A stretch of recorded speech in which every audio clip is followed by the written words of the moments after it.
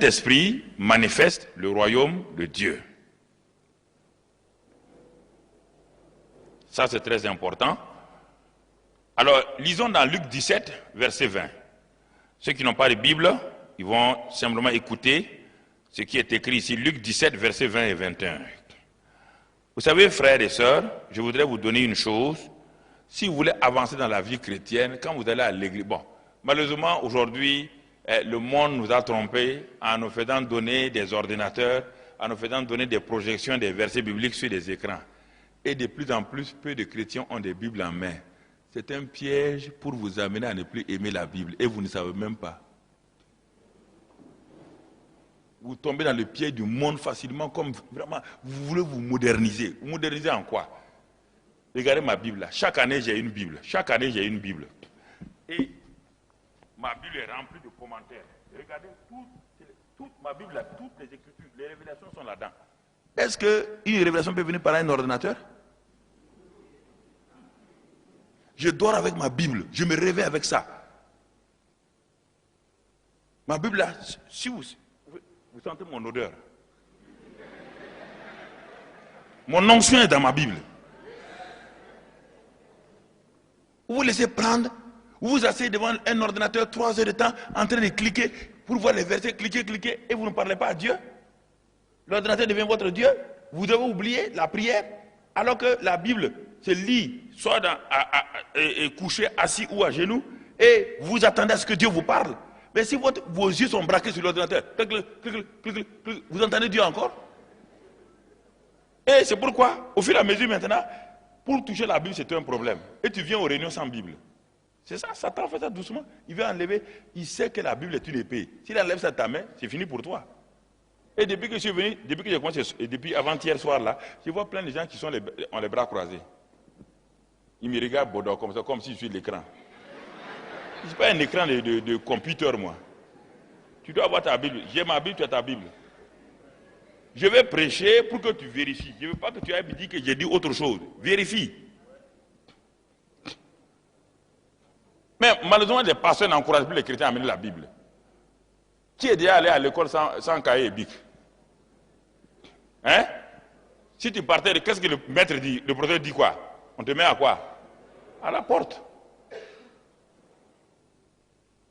On te met à la porte. C'est ce que tu reçois là, tu écris rapidement. Tu as reçu une révélation, et tu as un carnet, écris ça rapidement, écris. Quand tu seras chez toi, quand tu n'auras rien à faire, tu ouvres ton carnet, tu révises maintenant. Et tu demandes au Saint-Esprit, enseigne-moi, éclaire-moi. Et tu vas voir que dans ta chambre là, même s'il n'y a pas quelqu'un, le Saint-Esprit Jésus a dit qu'il va nous enseigner. Alors il va t'enseigner. Et tu viens à la réunion, sans bic, sans crayon, sans Bible, et tu es assis. Ta tête là, tu crois que ta tête là est forte? Tu ne sais pas que même les plus grands psychologues ont dit que tout ce qui est enseigné pendant 1 heure, l'homme ne retient même pas 5%. Même pas 5%. Donc tout ce que je t'ai enseigné là, tu n'as même pas retenu 5%. Alors tu oublies. Dès que tu sors, Satan te dit, hey, tu vas rencontrer tout de suite Fatoumata ou Geneba. Et tu vas dire, hey, Geneba, viens, on va causer. Quand tu as fini de causer, tout ce que j'ai dit ici, là, tu as oublié même avant d'arriver chez toi. Mais si c'est dans ton carnet, et tu peux oublier. Quand tu vas arriver chez toi, tu ouvres ton carnet et tu regardes ce qui est écrit dessus. C'est le piège des chrétiens, et surtout en Europe. Je leur dis ça, quand je m'en vais en France, je tape dessus comme marteau. Pam, pam, pam. Ils s'est dit, quand Mamadou vient, tout le monde mauvais, tout le monde marche droit. Je dis, c'est le Sud-Africain, on a peur. Hein. Je dis, mais c'est pas africain, moi je ne suis pas africain, je suis ambassadeur du royaume. Pas africain, hein. Il ne faut pas essayer de me manipuler. Je suis ambassadeur du royaume. Il faut qu'on parle clairement. Voilà. Je suis ambassadeur du royaume. Donc j'ai l'autorité. Et j'ai l'immunité diplomatique du ciel. Aucun policier de Satan ne peut me siffler, je vais m'arrêter. Ok. Tu comprends ça, mon ami? Comprends ces choses-là. Il faut comprendre ces vérités. Parce que souvent, il y a une fausse humilité en vous. Quand on dit ça, les gens disent c'est l'orgueil. Mais est-ce qu'un prince va dire que lui il est pauvre? Vous avez déjà vu un prince qui dit qu'il est pauvre? Tous les princes sont quoi? Fiers, oui ou non? Oui ou non? Quand Pilate a dit à Jésus, tu es roi, il a dit, mais je suis roi. Et alors? Mais pourquoi quand on vous dit que vous êtes un enfant de Dieu, prince, princesse, vous n'avez pas... Moi, je suis pauvre petit pécheur. PPP. Moi, ça c'est l'humilité, ça. Oh. Et vous dites vous-même, vous êtes pauvre petit pécheur. Et vous allez réussir. Est-ce qu'un enfant de Dieu peut être un pauvre petit pécheur?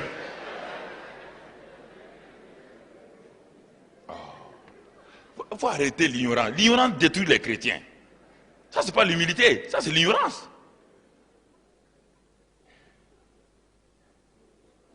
Si vous demandez au ministre des Finances, vous êtes ministre des Finances? Non, non, non, ouais, je suis chef de Caviro. Il est ministre des Finances, il est ministre des Finances. Oui ou non? On l'a nommé, c'est fini. Frère. Donc ce soir, le Saint-Esprit manifeste le royaume de Dieu. C'est le Saint-Esprit qui manifeste. C'est lui qui a la capacité de manifester le royaume de Dieu. Et Luc 17, verset 20, comme je l'ai dit tout à l'heure, il est dit, les pharisiens demandèrent à Jésus, quand viendrait le royaume de Dieu? Vous voyez, ça intriguait tout le monde. Tout le monde voulait savoir ce fameux royaume dont Daniel a parlé dans Daniel 2, Daniel 7. Daniel avait déjà révélé 700 avant que le royaume de Dieu va venir. Et quand Jésus est venu, tout le monde l'agresse. Quand est-ce qu'il viendrait le royaume? Quand est-ce qu'il viendrait le royaume? Tout le monde veut savoir qu'est-ce que le royaume de Dieu. Et Jésus va répondre, mon bien-aimés frères et sœurs, il leur répondit, le royaume de Dieu ne vient pas de manière à frapper les regards. Donc, première qualité du royaume, c'est un royaume invisible. Il est invisible, mais ce qui est invisible ne veut pas dire que ce n'est pas réel. L'air invisible, il est réel, non? Quand on parle d'invisible, les gens croient qu'on parle des choses irréelles. Les atomes sont invisibles, mais regardez l'effet de la bombe atomique. Et tu vois les atomes avec tes yeux? Tu les vois? Mais quand on lance la bombe atomique, tu vois les résultats, non? C'est comme ça. Il faut comprendre les choses, frère. Quand quelque chose est invisible, ça ne veut pas dire que ce n'est pas réel. Le vent est invisible. Mais quand il enlève ton toit, tu sais qu'il est réel.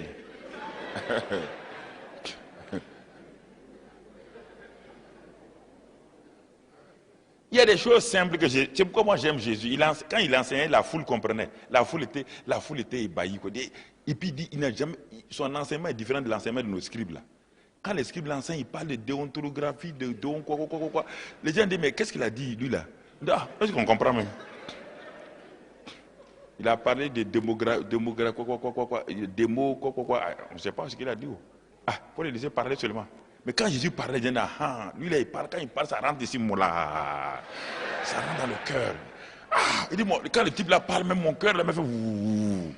C'est ça, la parole est vivante, oui ou non? Elle pénètre, oui ou non? Elle opère, oui ou non? Elle sépare jointure et moelle. Elle expose. C'est ça la parole.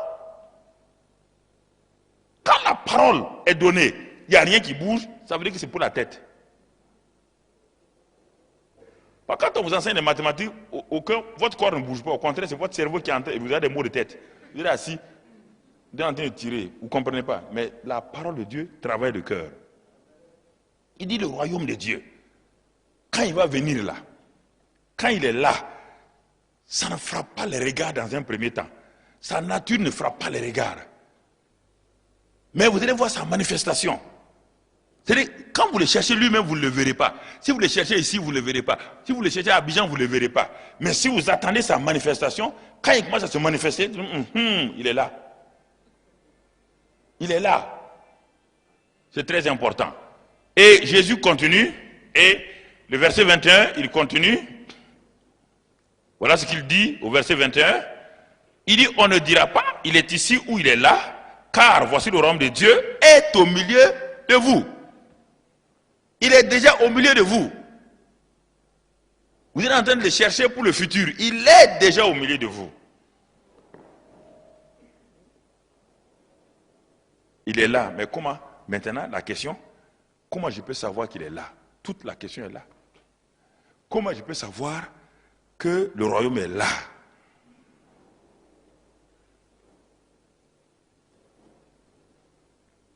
Comment puis-je le savoir? C'est la même chose avec les choses naturelles. Comment puis-je savoir que l'électricité est là? Ce qu'on voit là, ça c'est pas de l'électricité. Ça c'est les manifestations de l'électricité. L'électricité est invisible.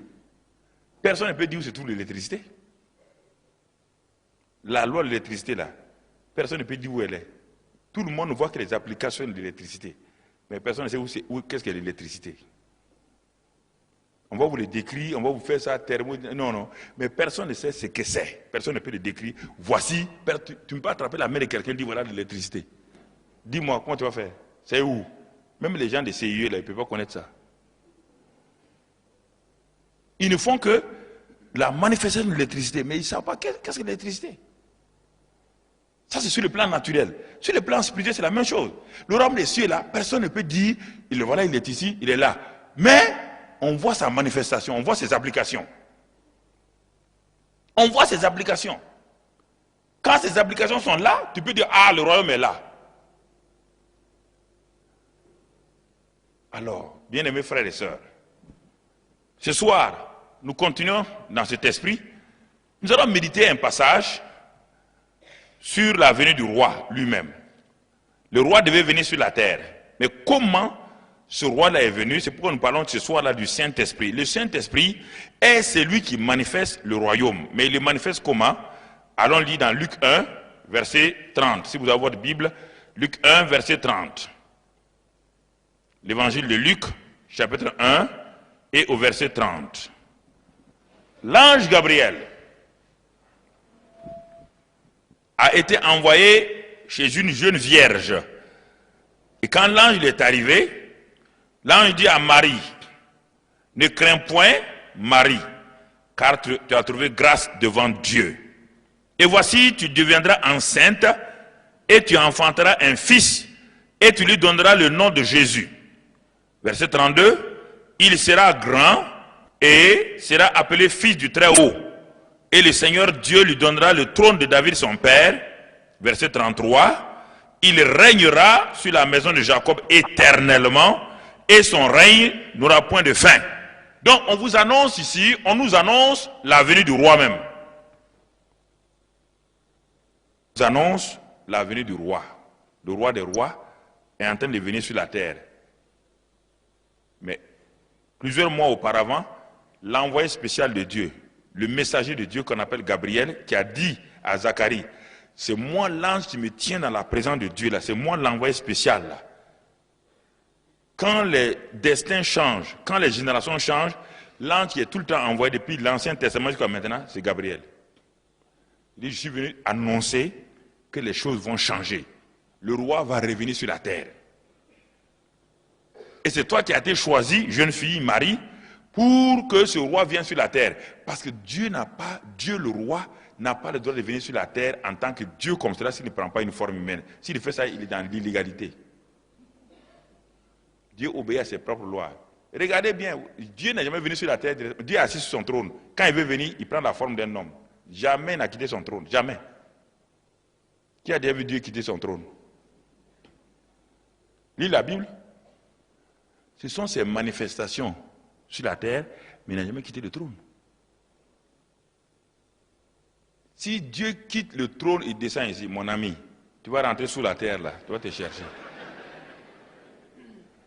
Faut arrêter de croire à ce que Dieu, quand on dit Dieu vient là, c'est toujours l'incarnation de Dieu ou la forme extérieure de Dieu sous forme d'un ange ou autre, pas Dieu lui-même.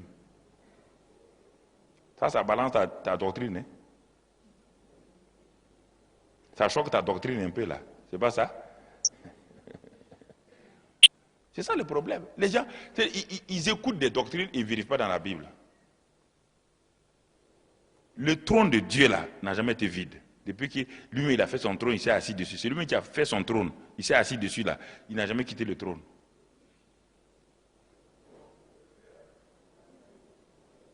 Bon, vous me vérifiez tout ça dans la Bible après mon départ. Comme ça, l'année prochaine, si je viens, vous allez dire, pasteur, tu es un faux prophète. N'allez pas écouter les gens qui ne veulent pas écouter mes messages. Ils vont te dire n'importe quoi. Mais si tu es honnête, va ouvrir la Bible. Tu verras. Dieu est assis sur son trône.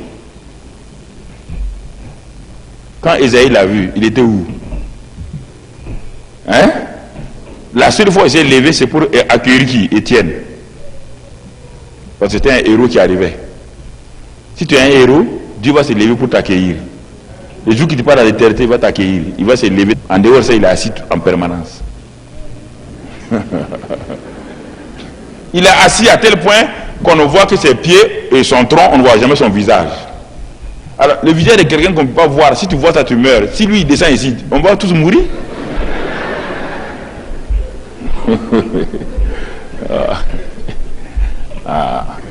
Il y a des doctrines sur lesquelles nous sommes braqués, on a appris dans les écoles bibliques et tout, mais personne n'a jamais vérifié. Ça le problème. On dit seulement, mais personne n'a jamais vérifié. Vérifiez un peu. Alors nous voyons ici, on dit le roi va venir. Est-ce que, je vous pose la question, si Dieu n'obéissait pas à ses propres lois, est-ce que Dieu a besoin d'aller dire à une femme que lui va venir sur la terre? Est-ce qu'il a besoin de prévenir Marie? Est-ce que Dieu est obligé? Si Dieu pouvait venir sur la terre comme il voulait, est-ce qu'il a besoin de prévenir Marie que lui va venir sur la terre? Oui, frère. Puisque Dieu a dit que lui il est capable de prendre un caillou pour en faire qui? Un fils d'Abraham. Est-ce qu'il avait besoin de Marie pour venir sur la terre? Est-ce que Dieu ne peut pas rester au ciel et puis s'arrêter et dire je deviens un homme, en un clin d'œil il devient un homme et vient? Oui ou non? Comme il a créé Adam. Il a créé Adam d'avoir esprit et puis il lui a donné une forme avec la poussière.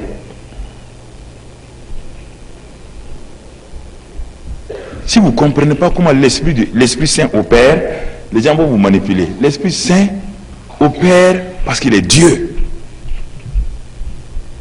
Et il peut donner plusieurs formes maintenant aux choses. Alors ici, le roi va venir. Le roi du ciel n'a pas besoin de passer par une femme. Mais toute personne qui veut exercer sa royauté sur la terre doit passer par une femme pour naître. En dehors d'Adam qui a été le premier spécimen, sans femme, sans passer par une femme. En dehors de lui, tout le monde doit venir sur la terre par la même loi, la loi de la naissance. Et regardez maintenant, quand cela a été annoncé, on dit, quand il va venir, il va régner éternellement.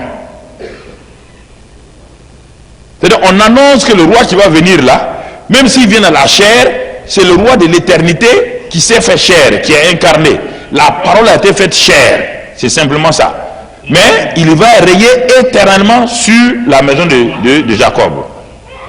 Maintenant, la question qui se pose,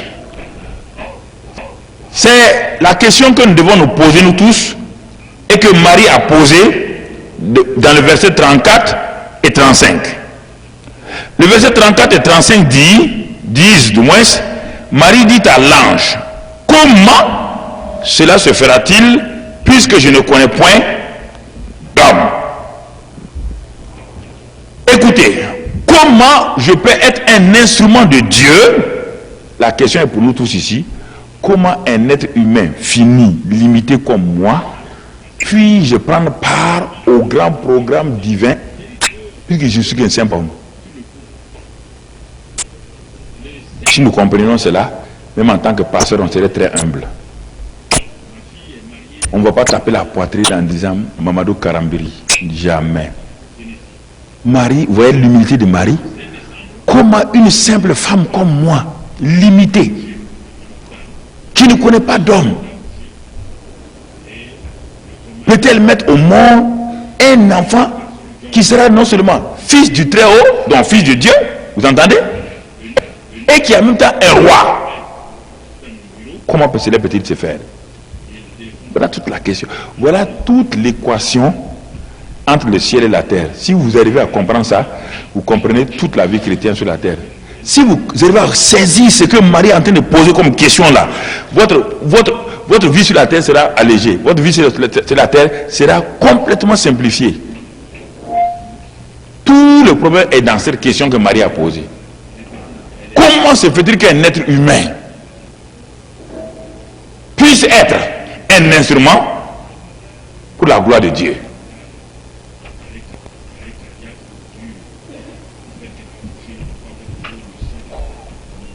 Et la réponse, vous l'avez lu. Il y a certains qui ont déjà fini de lire 3 fois, 4 fois ce qu'on est en train de lire là. Ils ont lu, ils ont relu. Il ne faut pas lire vite. Quand on lit, il faut arrêter. Chaque mot a un poids. C'est pourquoi on n'a jamais touché la Bible. On touche les constitutions des pays, on les modifie. On ne peut pas modifier la Bible. Parce que tout ce qui a été écrit est Amen et Alpha et Oméga. On ne peut pas toucher.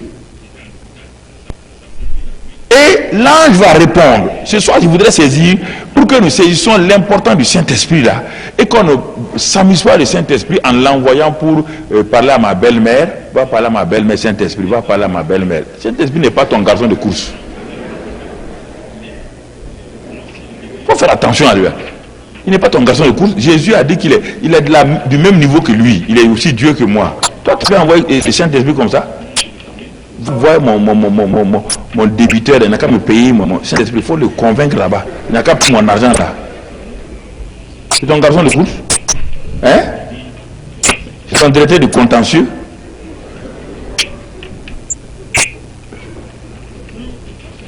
Il faut le respecter, l'honorer. Heureusement que le Saint-Esprit comprend notre misère. S'il descendait comme au temps de l'Ananias, on allait tous mourir. Personne n'est dans l'église. Aujourd'hui, écoutez-moi, si le Saint-Esprit qui agissait dans l'église primitive, s'il vient dans nos églises aujourd'hui, qui va rester? Quelqu'un s'est debout avec nos mensonges là? Quand tu vas dire, le Saint-Esprit a dit, hey, je suis là. Moi je t'ai dit ça quand? Il dit, quand je t'ai dit, je ne savais pas que tu étais là, bon, pardonne-moi. Il ne faut pas jouer avec le Saint-Esprit, il ne faut pas jouer avec lui. Regardez comment Marie tremble. Marie est en train de trembler, elle est troublée. Elle est troublée. Comment cela se fera-t-il? Puisque je ne connais pas. Je n'ai pas l'expérience d'un homme. Pas sur la terre, pour avoir un enfant, il faut qu'un homme aille avec une femme. Moi, je ne connais pas cette expérience-là. Alors, si je ne connais pas cette expérience, et je sais que pour être homme sur la terre, il faut une relation entre un homme et une femme, alors, est-ce qu'il y a autre chose qui vient se faire? Voilà la question de Marie. Est-ce qu'un homme comme toi, tu peux devenir serviteur de Dieu? C'est la même chose. Un homme, toi, pécheur, peut-il être sauvé, devenir enfant de Dieu et régner sur cette terre-là? C'est la même chose que Marie pose comme question. Et l'ange va lui répondre maintenant. Il dit, Marie, la question est très bonne. Et l'ange lui répond, il dit, Marie, ne t'inquiète pas. La réponse, la voilà, je vais te la donner. L'ange lui répondit, le Saint-Esprit viendra sur toi.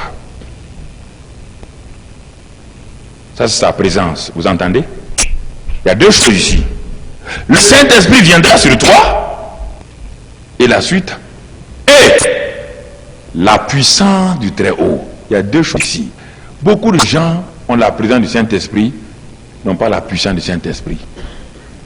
C'est deux choses. Regardez aujourd'hui, le jour de la Pentecôte, ce qui est arrivé là, le jour de la Pentecôte, ils ont reçu les deux. Ils ont reçu, Jésus avait dit, acte 1, verset 8, vous recevrez une puissance. Écoutez-moi très bien ce soir. Pentecôtisants, pentecôtistes, pentecôtos, tout, écoutez. Nous tous sommes dans ce groupe-là. Je ne parle pas d'une dénomination, je parle de tous ceux qui parlent du Saint-Esprit. Le jour de la Pentecôte, les deux éléments sont arrivés. La présence du Saint-Esprit et la puissance du Saint-Esprit. Jésus avait déjà dit dans acte 1, 8, il dit, vous recevrez une puissance quand le Saint-Esprit surviendra sur vous. Ça veut dire quoi? Quand la présence du Saint-Esprit sera là et que vous en êtes conscient, il vous revêtira d'une puissance. Mais regardez aujourd'hui comment on a diminué cela. Nous avons dit que lorsque je parle en langue, le Saint-Esprit est là. Regardez Abidjan. Abidjan a combien de chrétiens? Peut-être, prenons 300 000. Je ne sais pas, peut-être 400 000. Qui parlent en langue. Qu'est-ce qui change à Abidjan? Et regardez les 11 là. Regardez Pierre. Le même qui avait trahi Jésus à 50 jours. Maintenant il est rempli de la puissance, les gens tremblent devant lui. Est-ce que Jésus a dit, vous recevrez le parler en langue? C'est ça qu'il a dit?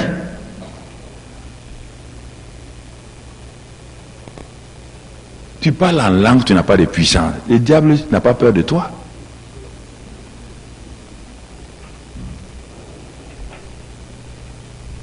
Il faut qu'on parle face à face. Moi, je suis pentecôtiste de la bonne souche. Je suis né de l'Assemblée de Dieu de France. Je suis converti à l'Assemblée de Dieu de France. Et quand j'étais rempli du Saint-Esprit, personne ne m'avait enseigné ça. C'est dans ma chambre d'étudiant que j'étais à genoux. Le Saint-Esprit m'a rempli totalement. Pendant une semaine, ma vie était traversée comme avec du courant électrique. Mais quand je suis sorti, le dimanche, je suis arrivé à l'église. Quand le pasteur m'avait dit, mais Mamadou, il y a une puissance en toi. Il dit, ah, pasteur, moi je ne sais pas. Il dit, ah, j'ai eu une expérience le lundi nuit. Il dit, mais c'est ça. Et quand je parlais aux gens, les gens pleuraient tout seuls.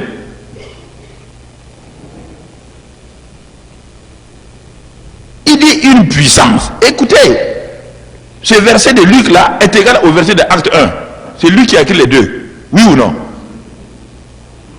Il ne peut pas avoir la présence du Saint-Esprit sans la puissance du Saint-Esprit. Jamais. Tu as la présence du Saint-Esprit, tu n'as pas la puissance du Saint-Esprit? Où vous avez capté cette doctrine-là? Est-ce qu'on a parlé de parler en langue? On parle de puissance. C'est pourquoi la Bible dit, allez. Ceux qui vont au dehors là, sont ceux qui ont la puissance. Mais ceux qui parlent en langue s'enferment, ils font un club dans l'église. Tout le temps, on ne parle pas. Des gens même, oh, écoutez, une année, il y a des, va voir, vous connaissez, va voir en Côte d'Ivoire ici. Il y a des prophètes burkinabés qui ont quitté ici pour venir au Burkina. Ils disent qu'ils sont des prophètes. Il y a plusieurs années de cela. Nous, on était encore jeunes. Ils sont venus à l'église. Hey, mon cher. Ils sont venus. Et ils ont dit qu'il y a un réveil. Nous avons tous couru à l'église pour aller à l'église. Et ils faisaient les réunions chaque nuit. Effectivement, ils parlaient entre eux seulement. Leur parler en langue n'est compris que par eux seulement. Personne ne peut interpréter. Quand tu parles en langue, il ne peut pas interpréter aussi. Moi, j'ai dit à un de mes adjoints, mais en ce temps, il n'était pas mon adjoint, il était avec moi, il était mon interprète. Il dit, leur affaire là, moi, je n'ai pas confiance. Il me dit, les gens me disent, non, oh, toi, tout le temps, tu es tout. Il dit, attendez, la Bible dit ça. Bon, attendons, on va voir. Un jour, les missionnaires sont venus pour les contrôler. Ces jours, ils ont dit que les missionnaires sont des diables. Il dit, ah bon, tu as vu, hein? Le Saint-Esprit dit que les missionnaires sont des diables. Deuxièmement, et j'ai dit à mon adjoint, il dit, regarde, leur parler en langue là, moi, j'ai pas confiance.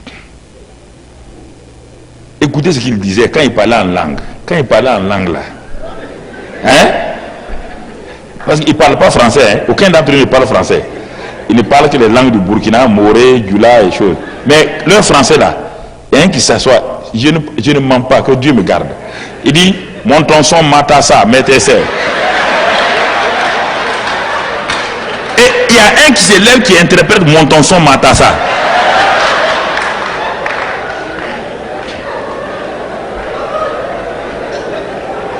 Mon tonson matassa, c'est quoi? Adjectif quoi? Possessif. Est-ce qu'on peut l'interpréter autrement?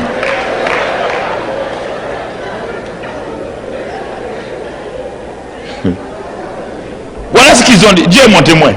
Et puis une femme qui s'élève, qui dit zondi, zontondi, zonton. Ça c'est le mauvais français qu'ils ont appris en brousse ici en Côte d'Ivoire. Ils sont venus zondi, bontondi.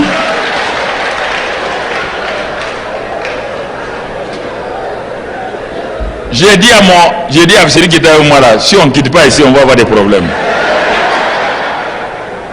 Ça c'est pas le Saint-Esprit. Le Saint-Esprit est trop intelligent pour parler matassa métessin. Ça jamais, ça je refuse. Frère, je ne juge pas quelqu'un, je ne pêche pas contre le Saint-Esprit, je suis sûr et certain de moi, mon tonson matassa, c'est pas un langage du Saint-Esprit. Et je suis parti.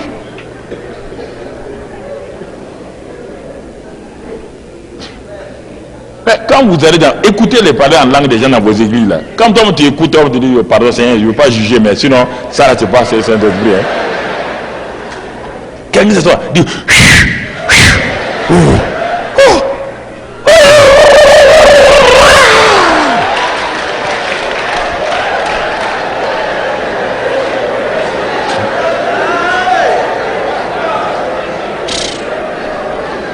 Seigneur.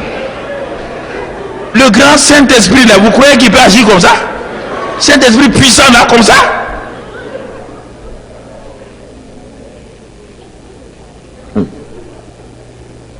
Le grand Saint-Esprit là, comme ça. Comme un sourd muet. Quand un sourd muet parle,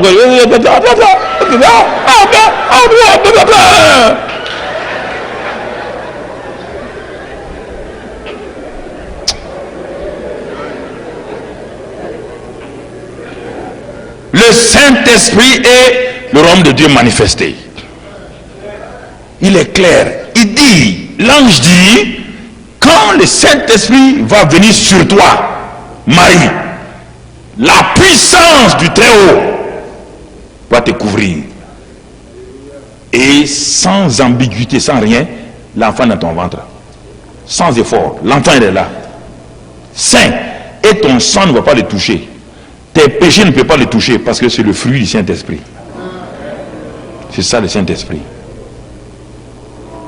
Tu comprends? Si tu diminues le Saint-Esprit plus que ça là, tu as des problèmes. Alors qu'est-ce que ça veut dire?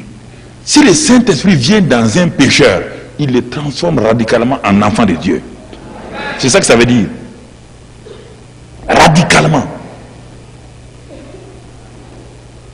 Radicalement. C'est une nouvelle création. C'est pas un changement. C'est pas une modification. C'est pas une transformation. C'est simplement une nouvelle création. Les choses anciennes sont passées. Toutes choses sont devenues nouvelles. C'est ça la nouvelle création par le Saint-Esprit.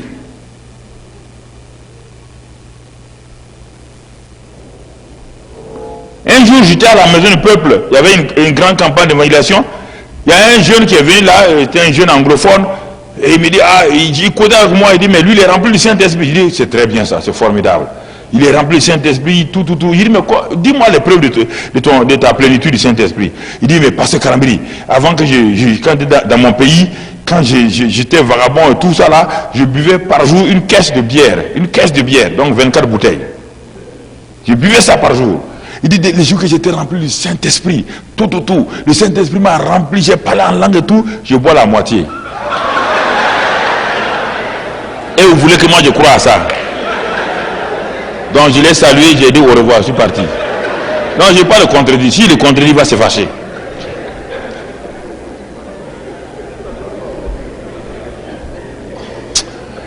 Mais vous voyez, il y a des choses comme ça, mais quand ça vous décourage.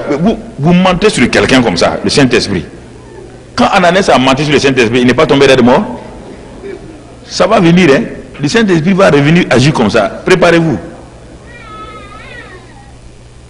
Tu vas venir dans l'église, tu dis le Saint-Esprit a dit ça là. Au moins tu dis ça, tu tombes en même temps. Donc, ouais frère, il y a des choses quand Dieu nous enseigne, nous devons faire attention. Nous devons marcher dans la vérité, nous devons aller de l'avant. Pour que Dieu puisse nous aider pour progresser, aller de l'avant. Vous savez, c'est des choses très importantes que je vous dis. L'ange dit, quand le Saint-Esprit sera là, Marie, ne t'inquiète pas. Ce qui est impossible aux hommes là, est possible à Dieu. C'est ça, le Saint-Esprit. Tout ce qui est impossible à l'homme, le Saint-Esprit le fait. Tout ce qui est impossible aux hommes là, ça c'est de la capacité du Saint-Esprit. Effectivement, quelques mois plus tard, on voit Marie en train d'accoucher l'enfant. Donc ce que l'ange a dit était vrai. Et l'enfant est sorti sain et sauf, sans péché. Le sang de Marie n'a jamais affecté Jésus-Christ. Jamais. Dans le corps de Jésus, il n'y a pas un sang humain, mon ami. Pour vous amuser avec ça, hein? Marie n'a été simplement qu'un réceptacle. Dieu a déposé dans le sein de Marie, parce qu'il faut que Jésus ait une chair. C'est simplement ça. Tout sang humain est affecté par le péché. Comment le sang de Christ peut-il purifier les hommes du péché si son propre sang est affecté par le péché? Voici un autre mystère que la Bible ne voulons pas accepter. Marie n'a été que le réceptacle. Dieu a déposé donc là-bas le germe divin dans le sein de Marie. Par le Saint-Esprit. Et quand nous voyons, regardons la suite. Ça c'est la naissance du roi.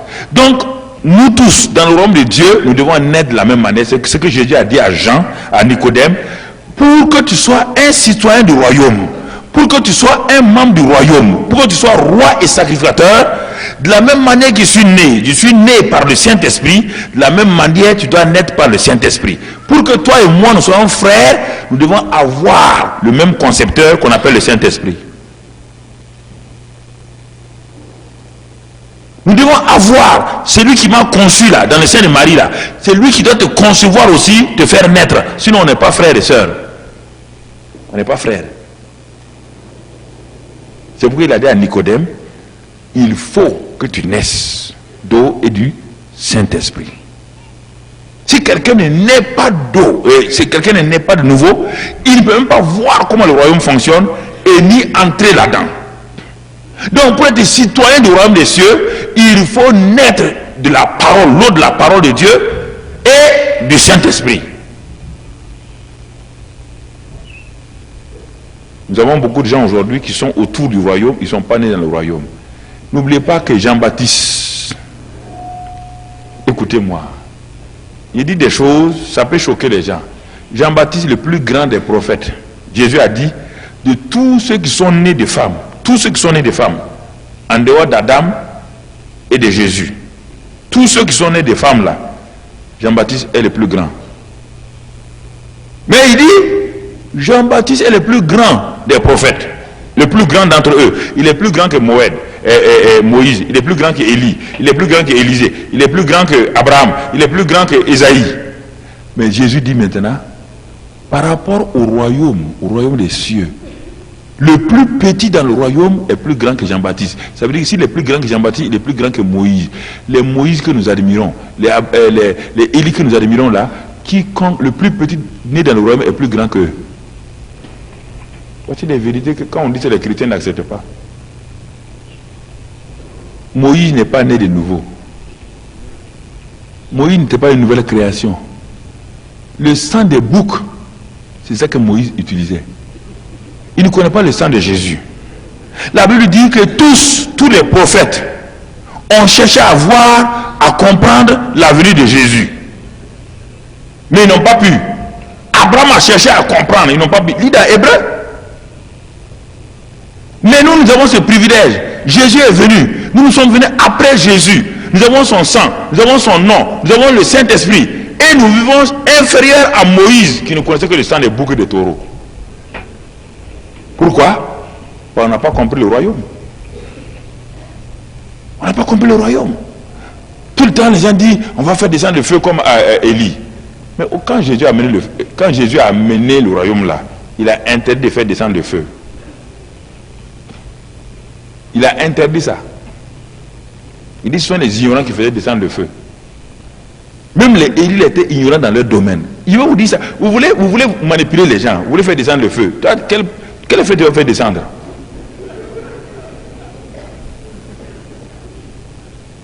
Si on doit faire descendre le feu sur les gens qui te maltraitent là, quand toi tu ne t'es pas converti, tu maltraitais les gens, le feu devait te tuer avant.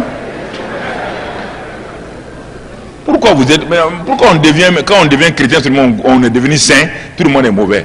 Mais tu étais mauvais là-bas, non? Tu n'es pas mort. Pourquoi tu veux que les gens meurent maintenant? Jean et Jacques, deux disciples de Jésus, suivaient Jésus. Jésus est parti en Samarie. On a ramassé des cailloux pour les lapider. Jésus est parti. Jésus dit, on repart en Samarie.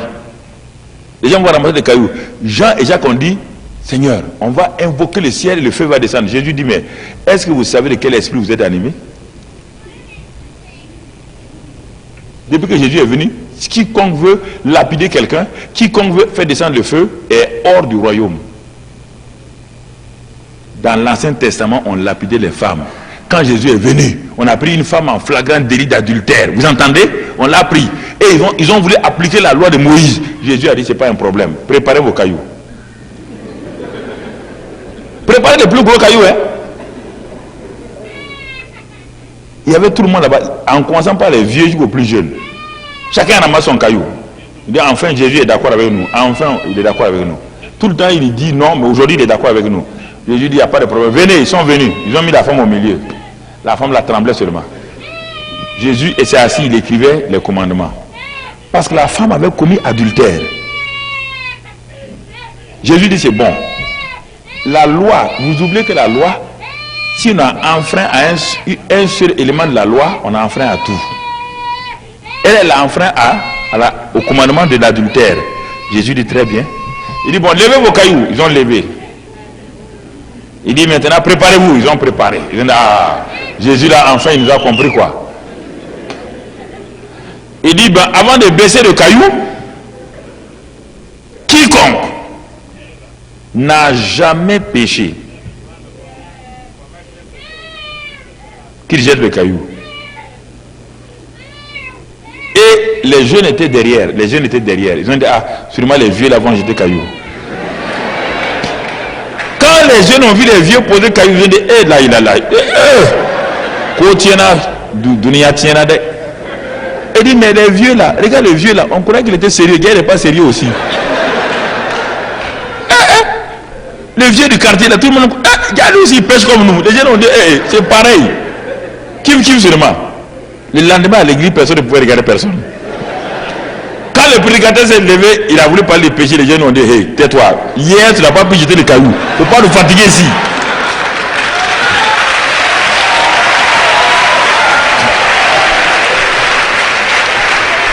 Hier, tu n'as pas pu jeter le caillou, donc ne nous fatigue pas, pasteur, assois-toi.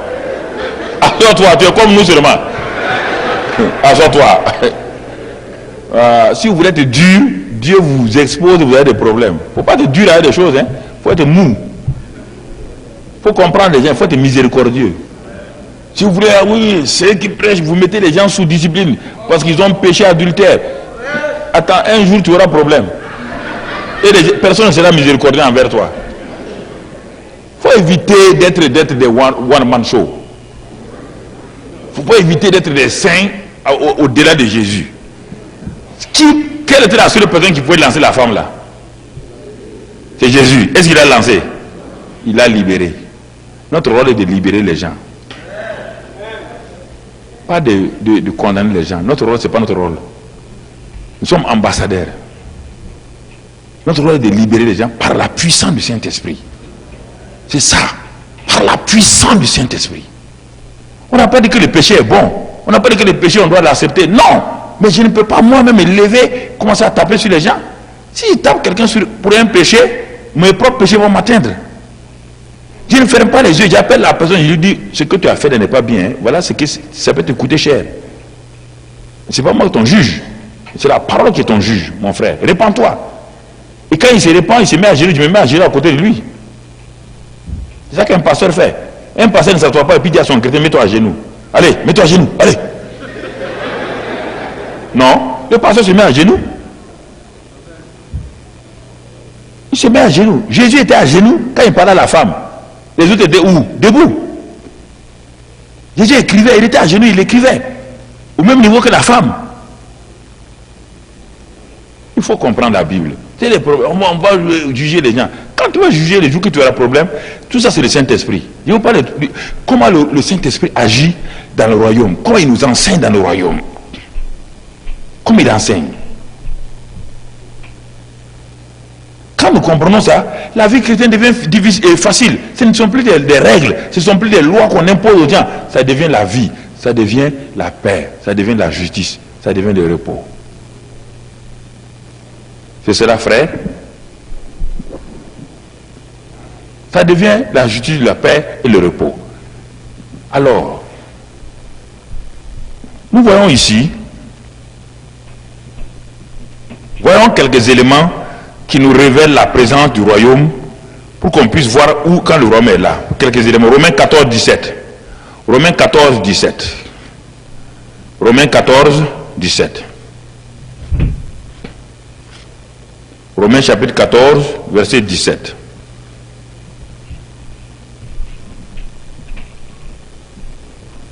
Car le royaume de Dieu, ce n'est pas le manger et le boire, mais la justice, la paix et la joie par le royaume de Dieu est manifesté par qui? Par et quand il manifeste, on voit ces signes, c'est la joie, la paix, l'amour, la vie par le Saint-Esprit. C'est par là qu'on sait que le royaume de Dieu est là. Le royaume de Dieu n'est pas là quand les gens sont en train de faire d'autres choses. Quand il n'y a pas de joie, quand il n'y a pas de paix, quand il n'y a pas d'amour, il n'y a pas le royaume. Parce que le Saint-Esprit, quand il est là, il produit un fruit. Qu'on connaît dans Galates 5, 22. Il produit un fruit. L'amour, la joie, la paix, la douceur, il produit ces choses-là. Ça, c'est une des caractéristiques. Lorsque le royaume de Dieu est là, on le voit à ça.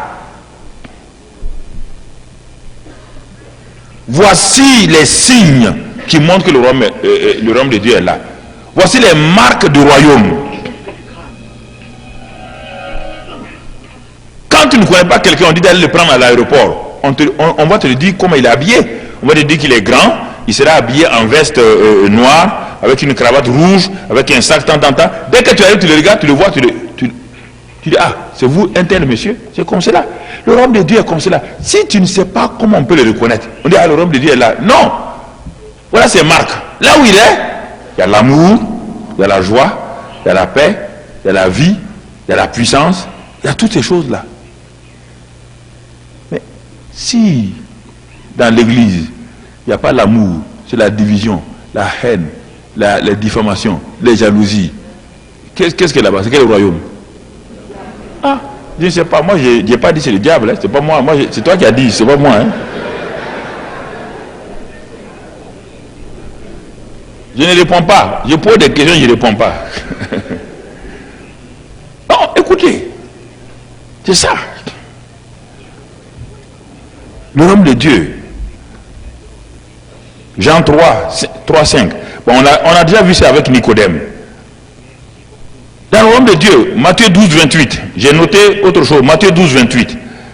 Regardons ce que Jésus dit. Matthieu 12, verset 28. Matthieu 12, 28. Le Seigneur nous enseigne quelque chose là encore.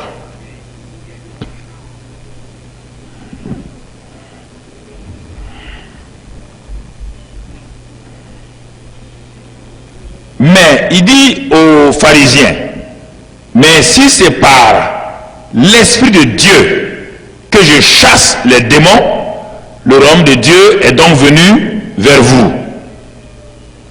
Ah?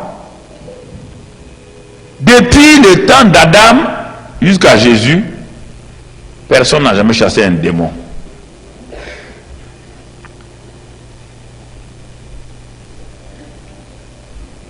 Je veux que vous passiez ça très bien. Si vous avez un exemple de quelqu'un qui a chassé un démon depuis Adam jusqu'à Jésus, montrez-le-moi. Tout le monde était sous la chute d'Adam. Et Satan avait amené son royaume des ténèbres. Oui ou non? Qui est venu nous faire quitter le royaume des ténèbres dans le royaume de Dieu? C'est qui? Alors, qui pouvait combattre un démon au temps avant Jésus? Personne. La caractéristique principale du royaume de Dieu, c'est que quand le royaume de Dieu est là, il a une puissance sur le royaume des ténèbres. Et le Saint-Esprit a une puissance sur Satan et ses démons. C'est ça qui caractérise le plus Jésus. Les gens n'avaient jamais vu cela. Personne n'avait jamais vu cela. Il y avait des gens qui essayaient de chasser les démons parmi les juifs. Ils n'ont jamais réussi. Jamais. Ils faisaient des techniques, ils faisaient des incantations, mais ils n'ont jamais réussi. La venue du royaume a démontré que le royaume de Satan là, maintenant est totalement soumis au royaume de Dieu. Avant ça, c'est Satan qui régnait. Totalement. La venue de Jésus a commencé à nous montrer quelque chose de... Mais il dit, les gens ont dit, mais il chasse les démons, on n'a jamais vu ça. Les démons lui sont soumis. Tout le monde est étonné, il dit, les démons lui sont soumis. Quand il voit le Gadaréen, il y avait 2000 démons. Les démons ont crié, qu'y a-t-il entre toi et nous? Les démons n'ont jamais crié devant Élie, les démons n'ont jamais crié devant Moïse, les démons n'ont jamais crié devant Abraham et devant qui que ce soit. Les démons ont dit, nous te connaissons toi. Qu'y a-t-il entre toi et nous? Tu es venu nous perdre. Les démons savent que le patron est arrivé sur la terre. Le roi est arrivé. Ils savent que le roi est arrivé. Et les démons l'ont prié. Jésus les a exaucés. Ils ont dit, permets-nous de rentrer dans ces portes-là. Les démons sont exaucés, les chrétiens ne sont pas exaucés. Ça, c'est...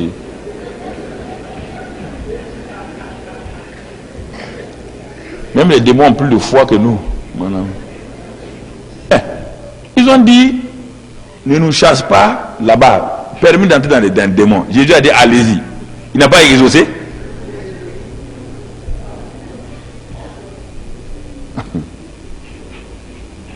Il les a exaucés. Parce qu'ils le connaissent, ils savent qui il est. Ils l'ont connu au ciel, ils le connaissaient, tous viennent de là-bas. Ils sont pervertis aujourd'hui, mais tous viennent de là-bas. Lucifer était là-bas, il le connaît. Il sait que Jésus est venu sur la terre. C'est pourquoi il a tout fait pour tuer les petits enfants. Il sait que si Jésus est venu, quel Jésus? Celui qui est au ciel, qui dirige le ciel là, s'il est sur la terre, il a un problème, il aura un problème. C'est pourquoi dès qu'on a dit qu'il est né seulement, il a tué tous les enfants. Mais à l'instant, il ne sait pas que Dieu est plus intelligent que lui. Dieu avait déjà fait sortir Jésus. Écoutez frère, le Saint-Esprit. Si vous dormez avec ce message comme ça veut dire que vous êtes dans le filet de Satan. Ça, je vous dis clairement. Si vous dormez, à ce que je vous dis ce soir-là, vous êtes en danger. Oui. Parce que tu as opéré, ça ne marche pas. Tu as opéré, ça ne marche pas. Il faut écouter. Vous savez, quand je prêche, je parle directement aux gens. Je ne tourne pas autour du pot, je parle à si tu vas en classe pour dormir, le professeur te dit de sortir. Oui, c'est normal. Si tu me respectes, si tu viens ici, tu dors, vaut mieux aller à la maison. C'est mieux. Parce que ça veut dire que quelque chose ne va pas en toi. Lui, quelque chose ne va pas en toi, sinon tu ne vas pas dormir. Tu ne vas pas dormir. Écoutez ce que je te dis et puis dormir, ça veut dire que, aïe, mon ami, Satan est allié à longtemps. Non, je préfère vous parler. Si tu fais l'indifférent, ça veut dire que quelque chose ne va pas. Si tu fais l'indifférent, quelque chose ne va pas. C'est très important, frères et sœurs. Ce que je te dis là, c'est pour t'aider toi-même, pour te libérer. Si tu sais comment collaborer avec le Saint-Esprit, être un partenaire du Saint-Esprit, si tu sais ça, c'est facile pour toi. Mais si tu dois dépendre des autres tout le temps, tu es un esclave. Jésus est venu pour libérer les captifs. Il l'a fait. C'est à toi maintenant. Il a envoyé le Saint-Esprit. Il a dit qu'il vous est avantageux que je m'en aille, que le Saint-Esprit vienne.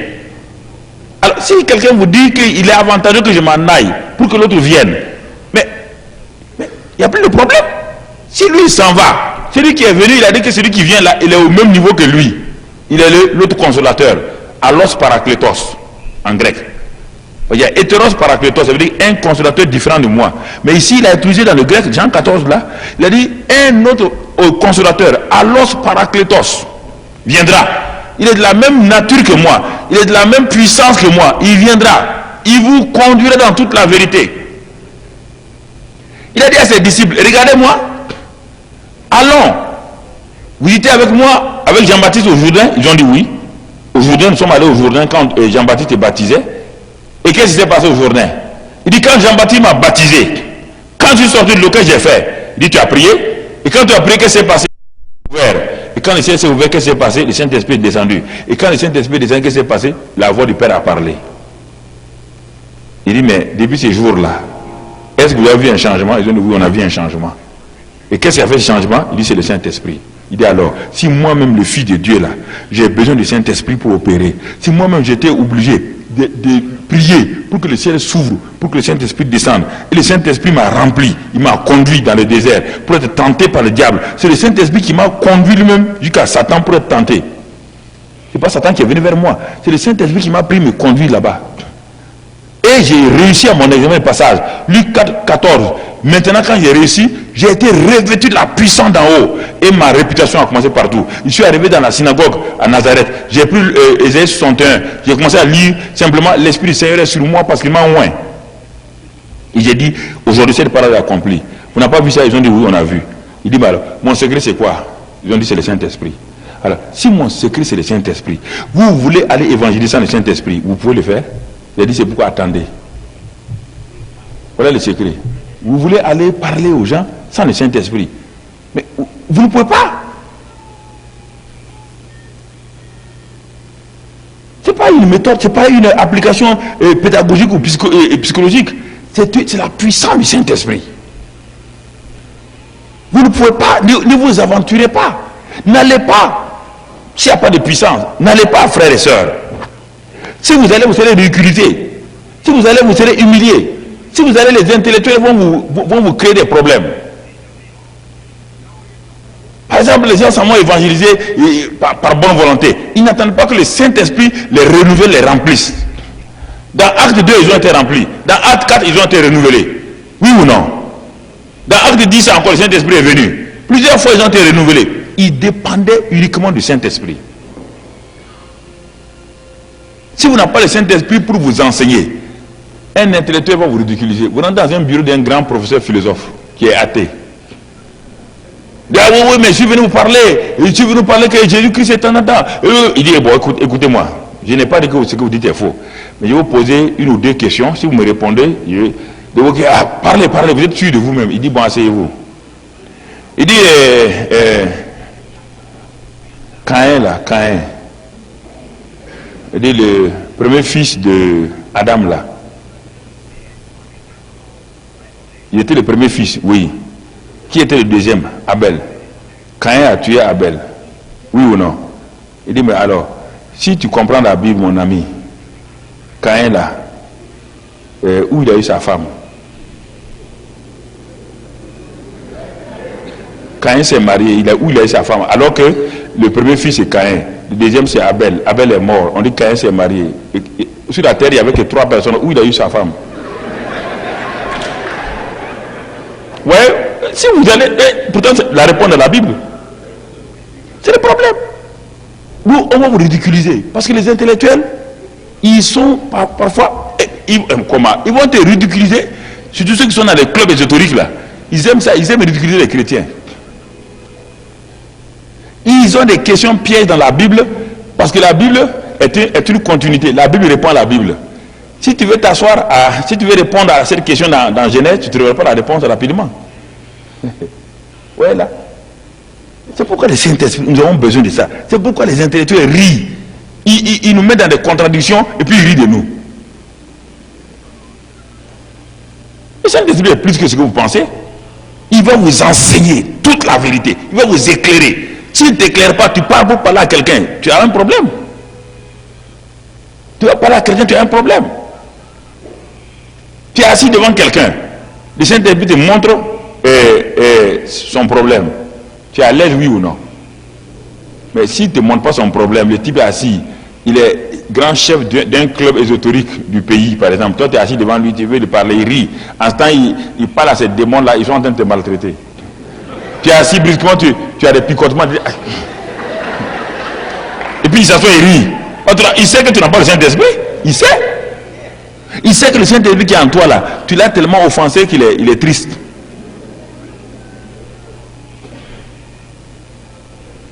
C'est ça qu'il faut, il ridiculise les gens. On était au Gabon la dernière fois, et il y a un pasteur, un ministre qui racontait à sa secrétaire là, il y a un pasteur qui devait venir le voir. Il avait rendez-vous de pasteur. Il a dit à sa secrétaire, tiens l'enveloppe là. Il a mis 50 000 dans l'enveloppe. Il a mis 50 000, il a fermé. Il dit, tiens à sa secrétaire. Quand il va venir, dis-le que je ne suis pas là. Parce qu'il sait que je connais les pasteurs, il vient pour l'argent.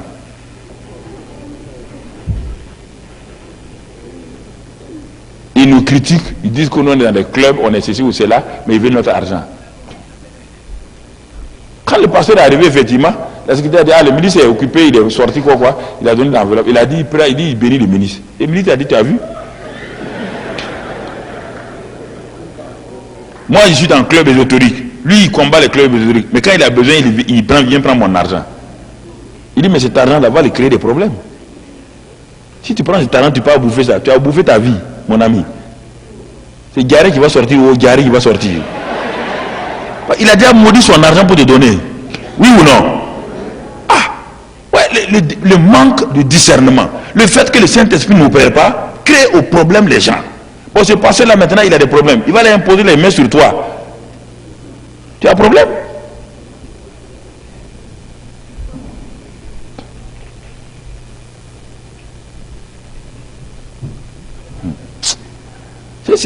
C'est dommage. Ouais, là, parfois quand je m'en vais dans les milieux, comme les gens me connaissent, les autorités, là, ils me parlent, ils disent, mais, pasteur, ils m'ont dit que quand on te voit venir, on a peur.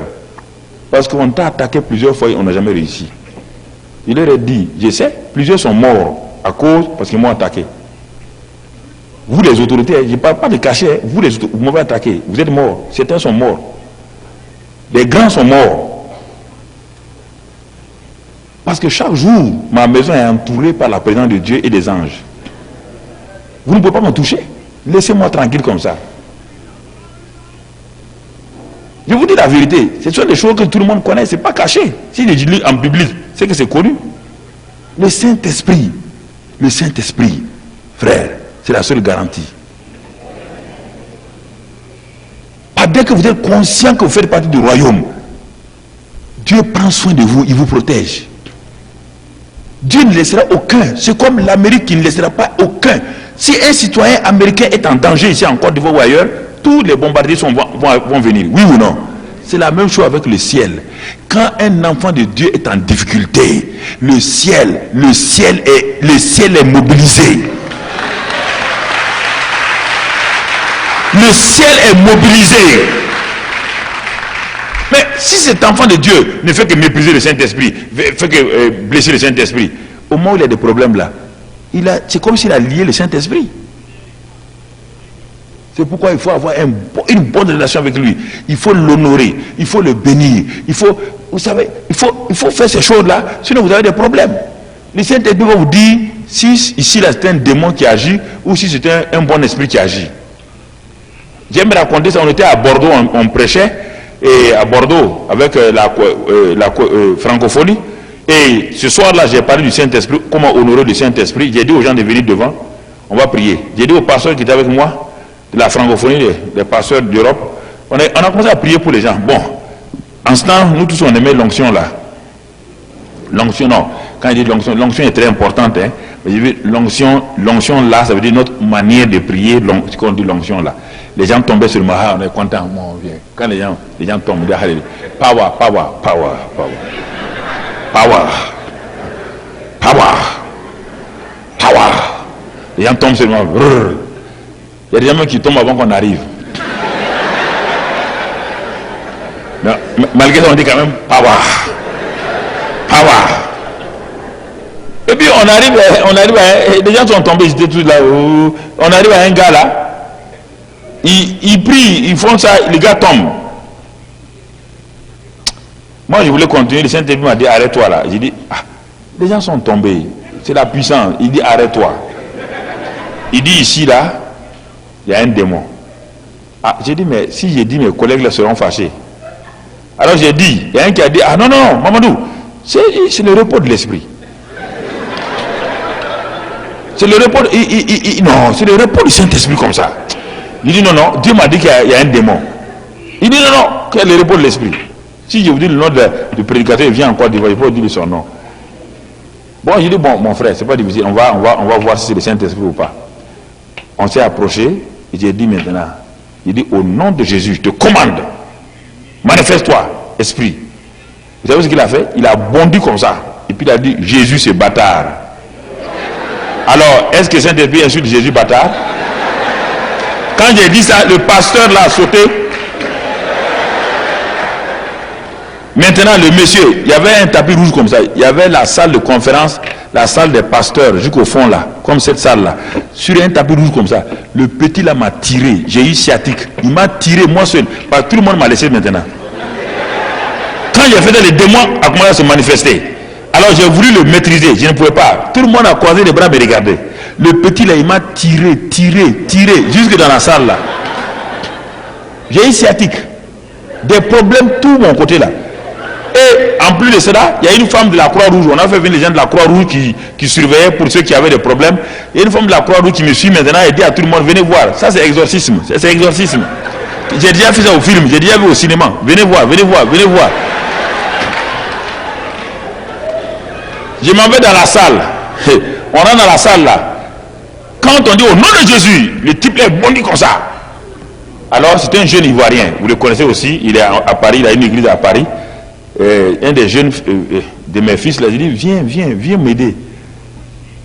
Au moment où j'ai pris autorité, quand il savait que le démon allait sortir, j'ai d'amener un seau rapidement. Il y avait le tapis rouge là.